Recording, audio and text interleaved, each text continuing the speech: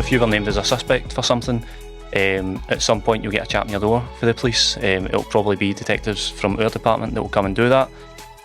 You're potentially going to get then arrested, taken to a police office. You could potentially be subject to a forensic medical examination, which is as intrusive as it sounds.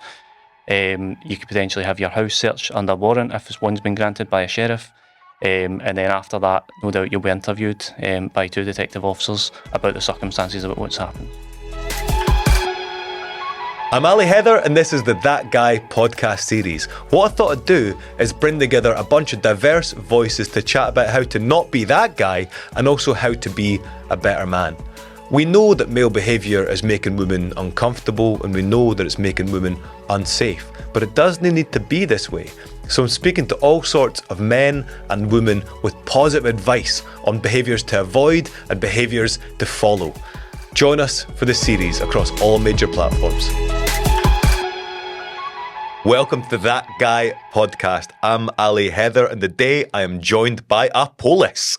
How is it going, man? Tell me your name and tell us about what brought you here today. I'm Detective Inspector Danny Clark from Helen Street Police Office. I work in Greater Glasgow, and today we're here to talk about the That Guy campaign that is ongoing just now. Absolutely. So, Detective Inspector sounds awfully fancy, and you're dressed the most police I've ever seen. If you're just listening to this on audio, it's the pinstripe 3-piece suit. It's got the lovely tie, looking $1 million. But you didn't sound like what I think police sound like. Oh, I suppose that's good. I'll take that. I'll take you well dressed, but you don't sound like a police. That's good. So, Detective Inspector, I work in the Divisional Rape Investigation Unit in Glasgow. And as the title would suggest, we deal with rapes across Greater Glasgow area. And yeah, I'm the Senior Investigating Officer for quite a lot of those. So what I thought would be so useful, the reason I was so keen to get you on the day is because I thought it'd be so useful to talk about somebody that sees it for the inside of the police, the whole mechanism of justice. You'll have insights into the behaviour that gets folk lifted.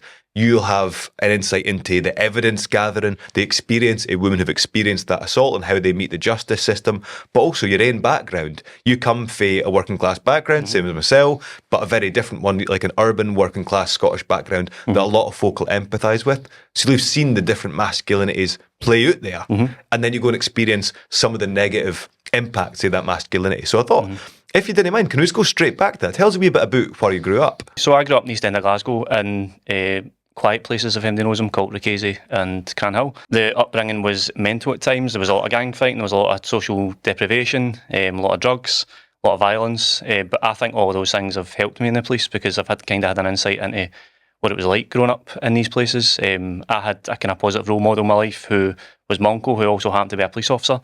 And so there, I kind of follow his footsteps into the police in that time. So I think it's been nothing but helpful. I've worked with officers in the police who have never been into a scheme, because that's what I would call it, until they join the police. But I feel like it's almost been an advantage to grow up in those settings, because you're able to use it in your experience when you become a police officer, and probably able to speak to people as well a bit better. So, like, you'll appreciate it's a tricky one to have the police on a podcast like this, where you're trying to have an honest conversation about these things, because the police have a certain reputation in Scotland, and particularly around sexual assault, rape. A lot of people would think that the police are useless, the justice system doesn't serve women, and also a lot of men just wouldn't engage with the police as a service. How have you found, like, that transition from being part of the scheme community to then being a police? What was the transition like? Did folks start treating you different? Did you start thinking about yourself differently? So it was different. See, when you join, you find out, I suppose, who your real friends are and who has that opinion of the police, which I also grew up with, in terms of I don't trust the police, don't speak to them, don't approach them. If you see them, your back's up immediately, and I still get hit at points. It's a normal thing if you grew up where I grew up. But that transition, it happens over time. You see the opinions that people have of you, and you're almost like trying to grab at it, saying, no, listen, we're not all like that. There's lots of good folk in the police, and like any organisation, like any walk of life, any profession, there'll be good people and bad people, and it's like that in the police as well. And I think sometimes we're a bit shy to say, listen, if there are bad people, we'll root them out, we'll find them. and we don't want to work with them because we're not like them. But it's so hard when sometimes, like you say, we get that negative press. It's like every day when I go to work, I see a lot of people doing a lot of good work and a lot of positive contacts with victims of serious sexual offences. But then you'll get that one negative that kind of spins that narrative again. And then you're kind of back to square one. And it is difficult when you see it from the inside because, from my personal experience, there's an overwhelming majority of officers that do a really good job every single day. So, Totally. So, in your upbringing, take us there. Like, as a young guy, you got the gang scene is very big around. What age are you now? I'm 35. 35. So, like, we're the same age, and at that time, gangs were the big thing. Talk us through the kind of, if you're a young man in that scene, what are you getting out of that that's good, and what are you getting out of that that's bad? I suppose if you're a young guy growing up, it all depends, and I'm a big advocate of learning about adverse childhood experiences. Everybody is a product of the environment, and I think a lot of young guys that might have been involved in that, certainly when we were growing up, were coming from broken homes, were coming from situations that they were probably running away from, and that gang fighting probably gave them a sense of culture, a sense of teamwork, a sense of something to go out at the weekend and do. And then you add alcohol and potentially drugs into that, and it becomes a kind of a violent cocktail of what they're involved in. The bad parts of it are quite obviously they could end up seriously injured, they could end up in jail. And the good parts of that, I suppose, I've already explained. It seems like a sense of unity. But I think as a society, it's our responsibility to try and take care of these folk and try and help them and show them that actually if there's a positive contact in their life, like I had with my police officer uncle, actually you can get out of these situations and you can make better choices in life. But I think it's a collective kind of approach, like podcasts like this, speaking about it, being honest and frank about it, all help towards that kind of narrative and helping people where possible. Absolutely. And because we'll get to it later maybe, but the kind of the re-emergency gangs we're seeing today, because it's answering maybe a similar issue we had in the 90s where there was just no money about and there was like no future and no sense of community. But let's stick to you growing up. Can you think about the place that women had, and as you're going from a boy to a man, what were you learning about women and how to be around them? Well, I suppose because I joined the police as a cadet at 16, and then... God, that's awful young, isn't it? Really young, isn't it? And see, when I think back, see some of the things that I was exposed to, I'm like, you're a child, essentially. Do you know what I mean? Imagine you got the big bun, it's too big for your head and stuff like that. I looked like a conductor of some sort, but and I've still got the 40s to slag. But I joined at 16, so really young. And even joining at 18, I thought I was grown up. I thought I knew it all at that time, but looking back, I was just a child. Or certainly a young person with not a lot of life experience. So the situations I was put in when you go to domestics and you're having to try and sort out potentially a marriage that's falling apart and they've been together 30 years and you're there as a young person like, right, it's fine, I'm here to help. And it's like, what do you know? You've not even got any life experience. So I suppose it brought you on. It gave you that experience of, right, let's try and deal with this as best we can. Obviously sort out the incident at hand. Women, I suppose, the optics of that was I was always brought up to be respectful of women, of course. And you find yourselves in situations, because we've all been there, whether you're in a bar or a group of friends or somebody that's added on a night out and there's potentially something said. And I think that guy campaign is really good to shine a light on these things, because that's the point to step in. It's like we've all got a female member of our family. So I've got a 13-year-old daughter. And I always think the line is, would I be happy with somebody saying that to her? And see if the answer's no, or see even if you hesitate, then the answer's probably no. And that's probably a time where you pull your mate or that person aside and say, listen, that's not appropriate. That's not really nice to say. How's that person going to feel about that? Especially if they've approached a woman and made that comment, or you see how that woman's feeling. Potentially somebody's drunk. Alcohol doesn't help in these scenarios. But I think it's all about shining a light on, right, well, what can we do as guys to try and help that? Because ultimately it's men that's committing these offences and I suppose are guilty of these actions, but it's on us to collectively try and help that. So especially with the young people as they're growing up and they're trying to get their moral compass in order. If you had the chance to step in and stop a woman being sexually assaulted, would you? 100%, right? Thing is, many of us have had that chance and did nothing. Because every time a guy trolls a woman for her looks, Or grinds against a girl on the dance floor, Or leaks nude of their girlfriend, And we let it slide because it's just banter, that encourages some men to take it further. putting women at risk of sexual violence. So next time you see a mate saying, she get it, or not taking no for an answer, have a quiet word and help keep them away from trouble. Don't be that guy that just stays silent. Speak up and help stop sexual violence before it starts.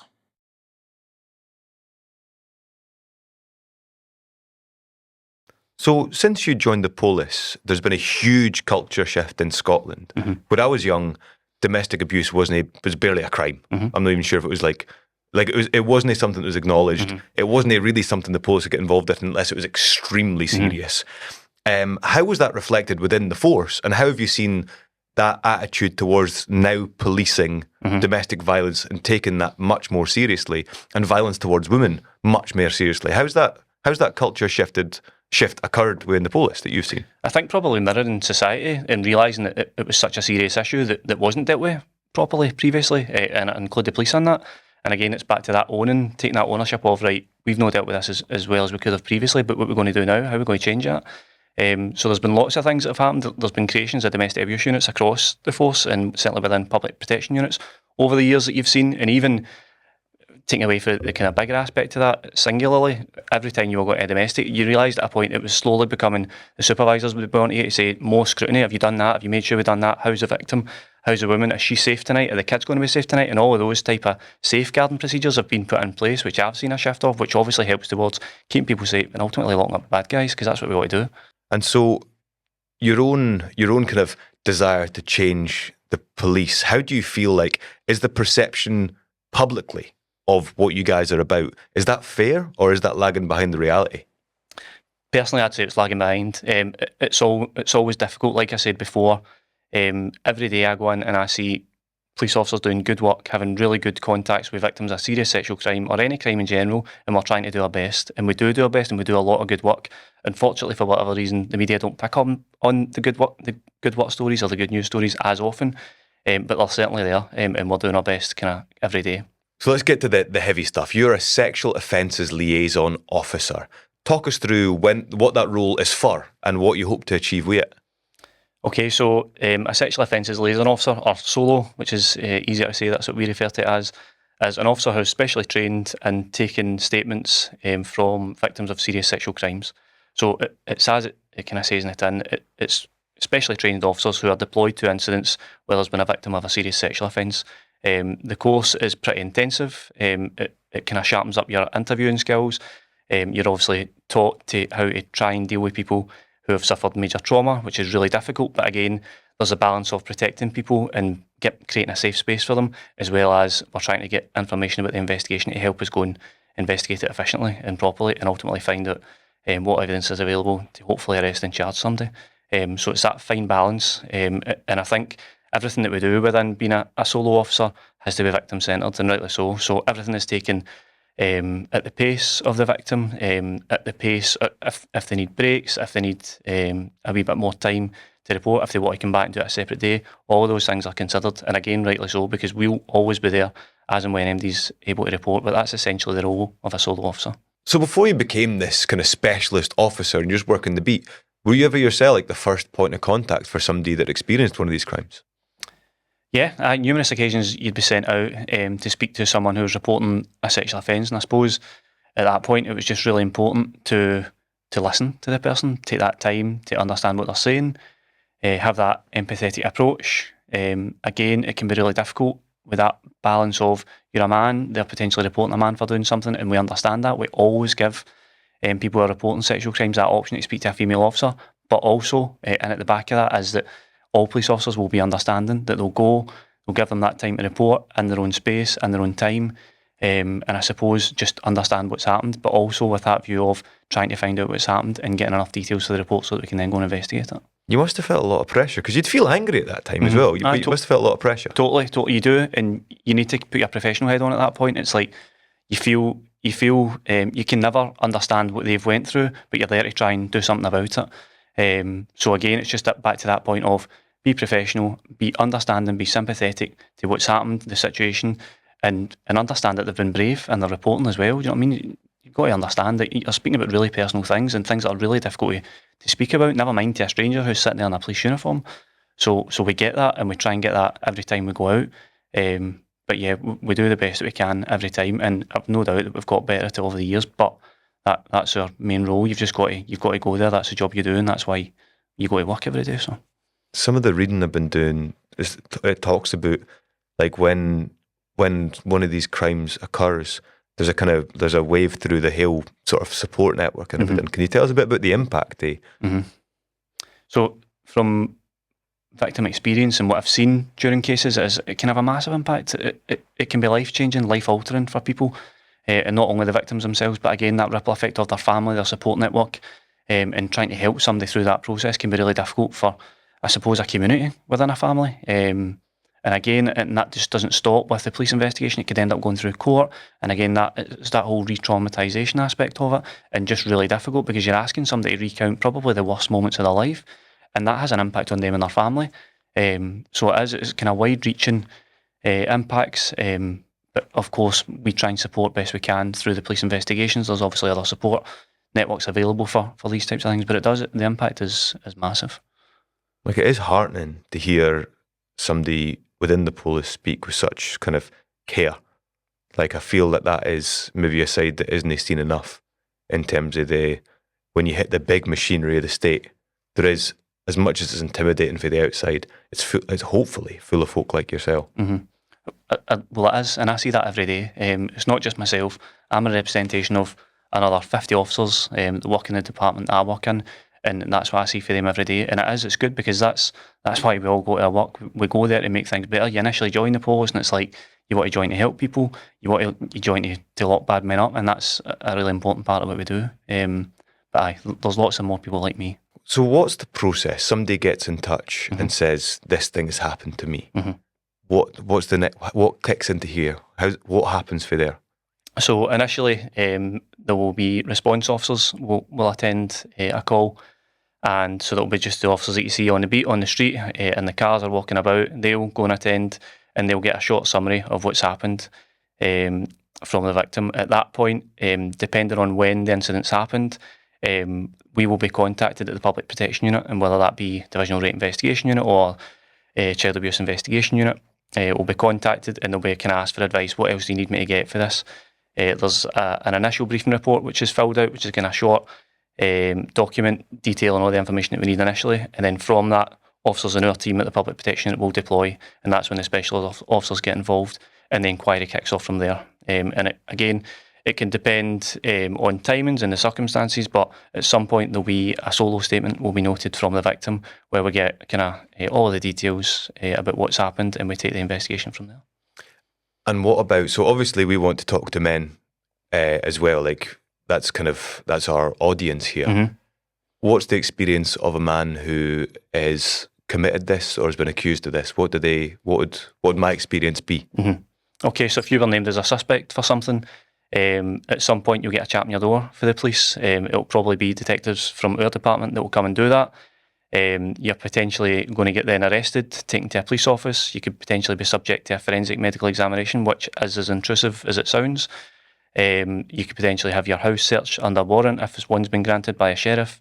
And then after that, no doubt you'll be interviewed by 2 detective officers about the circumstances about what's happened. So there is, when I see this kind of stuff discussed online, so often you'll see guys commenting saying, "Oh, it's a money grab, it's a false accusation." How common is that in your experience? Like, how common is it that men are? Because, like, I wouldn't want to go through that.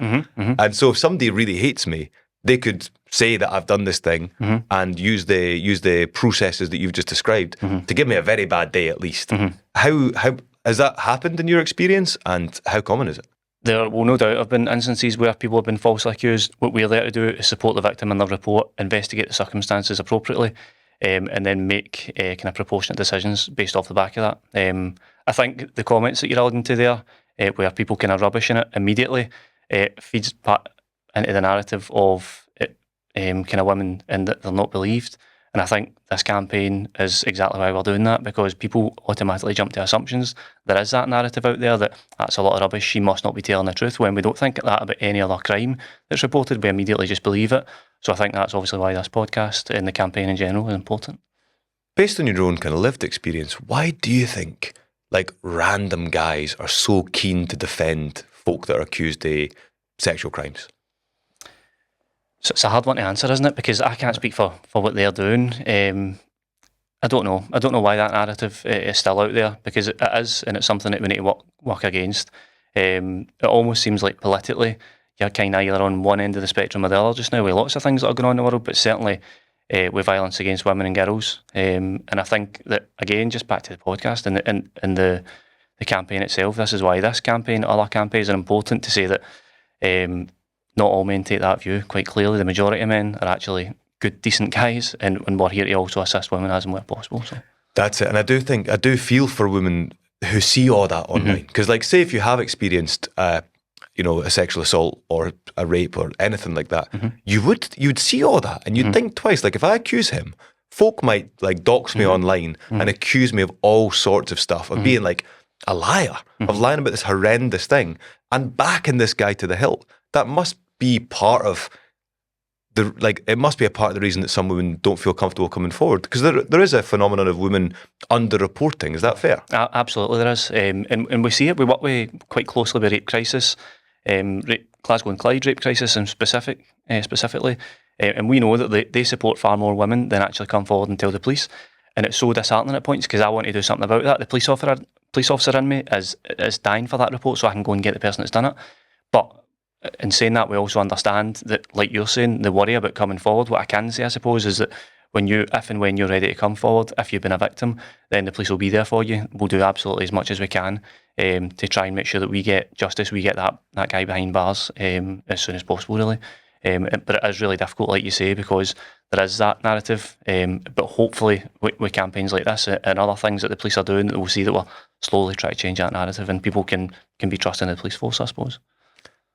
I'd love to talk about how we get this phrase toxic masculinity. It turns a lot of folk off, so I tend not to use it too much. But that thing of the way that kind of young men form their identities, it seems to intersect in a lot of ways with a lot of different types of violence against women. Could you talk us through what sort of offences you see that you think are informed by that kind of... So it could be anything from messaging right up to rape and everything in between, which is really, really difficult to see. Anecdotally, I wouldn't say this kind of widespread, but there is an element of young people and young men specifically getting their opinions from online content. And we know that social media and technology is so readily available to lots of young people. And what we don't want is them getting the message from the wrong type of people who have massive platforms, who maybe have opinions that aren't nice, that aren't morally correct, but that's where the young people are getting that opinion from. And we just want to understand that actually there's lots of better ways to go about your life and make better choices and treat people with respect, but especially women in this circumstance, So Let's talk about messaging, because we're talking about rape, and I think just about every man who has not committed rape thinks, I would never, I could never. Yeah. That's monsters do that, freaks do that. Aye. Like people I'd happily run down in the car do that. But then you just described there a spectrum of behaviour that goes, you said messaging, and then all the way up to rape. They two are connected in your your worldview. Yep. Talk to me about messaging. How, where's the line between appropriate and inappropriate messaging? How do you know when it's become no good? What are the red flags? Red flags for that for me would be, and I always relate it back to now being a dad and being a daddy of a teenage girl, is that, see, if I wasn't happy with somebody saying something to her, then that's probably the line for me. Or even if you're hesitating at that point, is that okay to say? Is it not? You've probably got an issue. And I think back to the kind of, even if we take it off the mobile phones, we're talking about in a public setting. So you're in a bar, in a pub, and you're in with a group of guys, with a group of mates, and somebody says something, makes an inappropriate joke. I think it's all right, say, no, listen, maybe take my side. That's not appropriate. That's not nice to say. Think about the other person on the other end of that. It's not nice to say about women. And have that chat, and that's that honest, and that's actually being a good mate. Do you know what I mean? Actually, listen, that's not right. Can I sense checking your own pal at that point? And it's all right to do, because I do think that there's that stepping stone. If that goes unchecked, what else is he going to do? Is he going to go and approach a girl? Is he going to say that to her? Is he going to grope her? And then that can again go from there. So I think you're right in saying that most men, hopefully, listening to this podcast will be like, nah, rape's just for monsters. But there is a stepping stone effect that ultimately could end up in that situation, And sort of text messaging, like WhatsApp, and like the fact that women in your life are constantly available. That seems to be something that a lot of men are falling foul of. We've just seen an old Scottish rugby captain done for, in one, like part of the things he was done for was bombarding his ex with messages. talk me through the place that has in the kind of crimes you see. So yeah, so it does. It's pretty prevalent at points, and what you're referring to there would be kind of stalking behaviours, which again comes into that domestic setting, and what's appropriate and what's not. And again, social media is great and technology is great, but it can be used as a controlling factor in a lot of relationships, and does. And that's became more prevalent as mobile phones have become more prevalent throughout policing, and it's something that we see often as well. So, messaging can be part of that kind of process. And what are the main, what crimes do people come to you with? Like, what do you see as most common? And is it the same across the country? Is it the same rural and urban? Is it the same Highland and Central Belt? I would say same. I can only speak for work in Glasgow, but again, having an awareness of what goes on across the country, I would say it's the same spectrum of crime. So again, going from messaging, sexual messaging, or sexual explicit photos being sent, right up to the kind of stalking offences, and moving on towards the more physical offences, so sexual assaults by penetration or attempted rape, and then obviously rape itself being the most serious and amongst those. So again, I wouldn't say that by area. It differs probably just by volume, given the kind of the population. So in Glasgow it's really high, but again, Glasgow's got a really high population, so you would think that that's going to be the case. But by area, by geographical area, we see it across the country. So say you're in a group of mates, and it's like, I don't know, like I'm like half of Scotland, I'm in about umpteen 5-a-side group chats and stag chats and that kind of thing. How do you, what red flags do you see when guys that have problematic behaviour, how do they start manifesting it? Like, what are things that we should look out for in our own friend groups and our wider social circles? What should we keep an eye out for, Jenk? What are the telltale signs? Well, for me, those kind of red flags, and we've seen it during investigations, would be inappropriate jokes, inappropriate comments, their attitudes towards women and girls. If they're sending things, because we all know that things can be sent via links or and we're looking at different reels, and if it's constantly that kind of misogynistic type approach or type of messages, then it's probably time to have a chat with that person. And like you're saying, it's difficult at points. I can get that, because if you're putting it group chats with people you don't even know at times, but find somebody that knows them, have a word with them, find somebody who you can speak to in confidence and say, go and have a chat with them, because it's not appropriate. Again, back to that point, would you be happy if it was your sister, if it was your wife, if it was your mum, anybody like that in your family? Then if the answer is no, then it's time to have a word.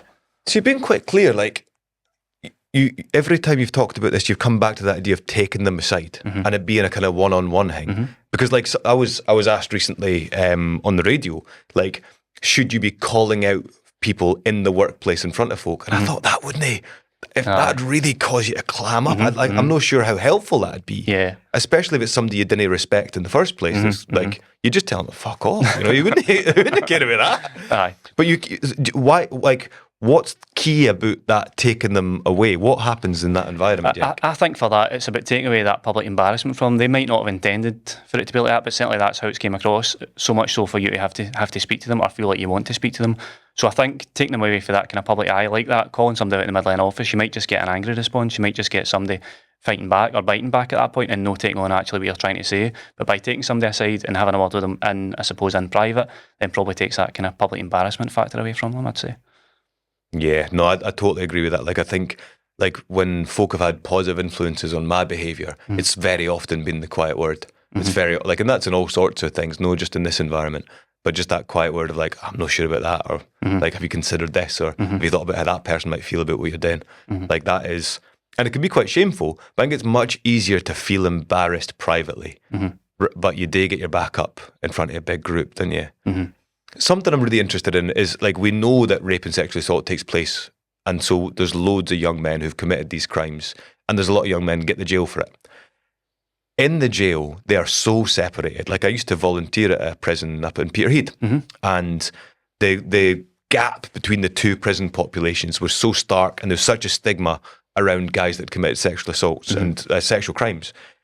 How does the justice system help those guys come out of prison and not reoffend? Like, what interventions is there that are effective? What can we do?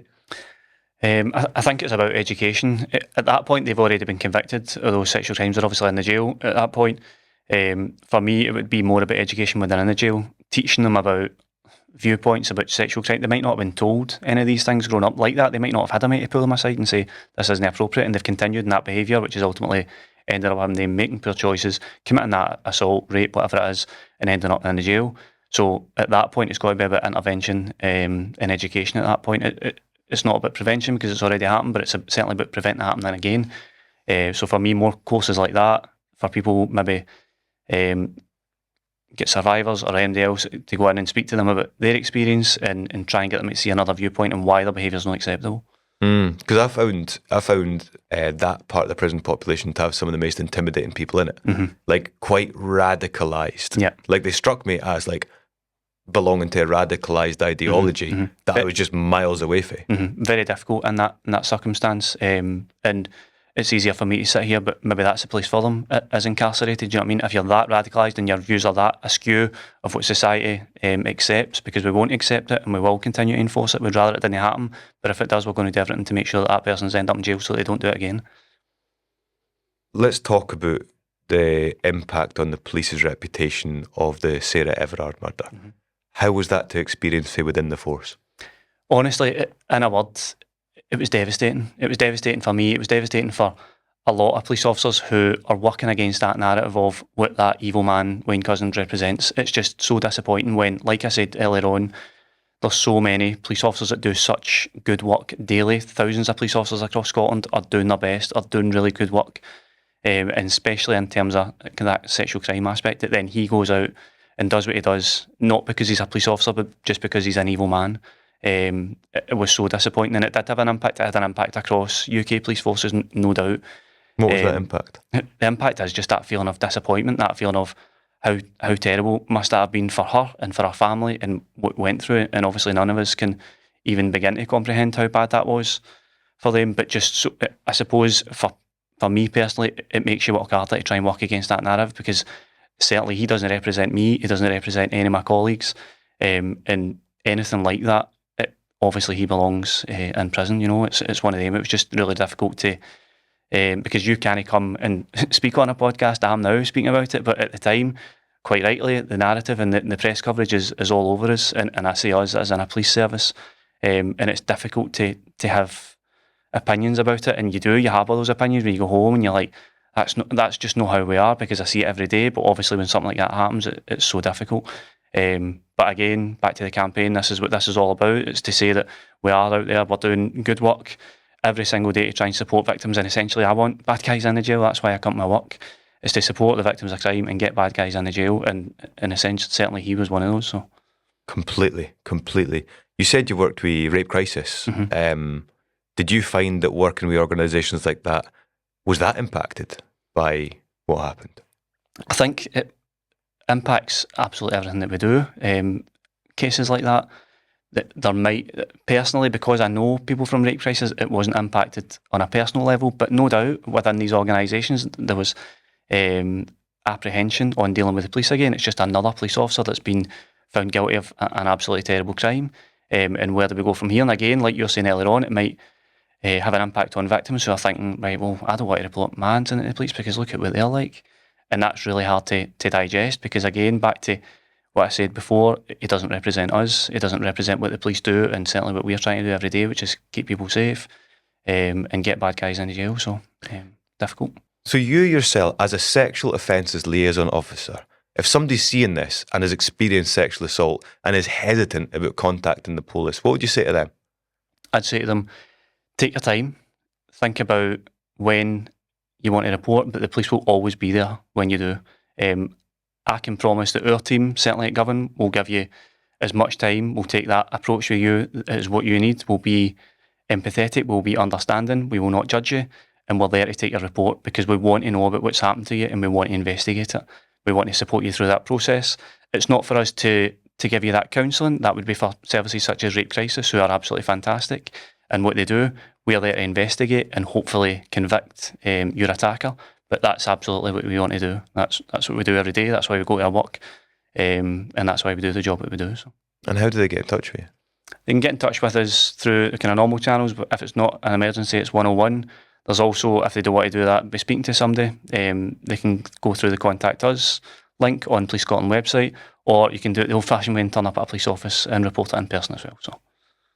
Yeah, thank you. It's been really interesting speaking to you. It's like your own experiences and your expertise. It does feel like there's a real desire to move in a better direction with this stuff.